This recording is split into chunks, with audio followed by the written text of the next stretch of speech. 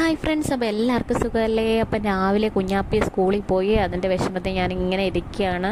സ്കൂളിൽ പോയതിൻ്റെ വിഷമത്തിലല്ല കേട്ടോ, ഇത്രയും നാളും അവധിയായിരുന്നല്ലോ, വീട്ടിൽ അനക്കോ ആദ്യമൊക്കെ ഉണ്ടായിരുന്നു. പെട്ടെന്ന് പുള്ളി പോയപ്പോൾ ഭയങ്കര വിഷമം.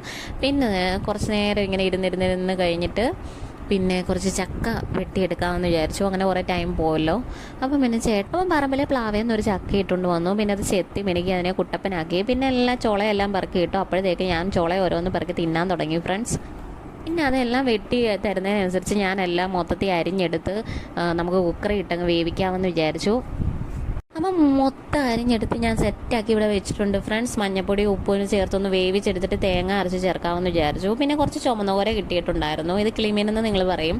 അപ്പോൾ ഈ ചുമന്ന കോരയെല്ലാം ഞാൻ ചെറുതായിട്ടൊന്ന് വെട്ടിയെടുത്ത് എല്ലാം നല്ല സെറ്റാക്കി നമ്മൾ വെളിയിലത്തെ അടുപ്പിൽ തന്നെ വെച്ച് കറി വെക്കാമെന്ന് വിചാരിച്ചു.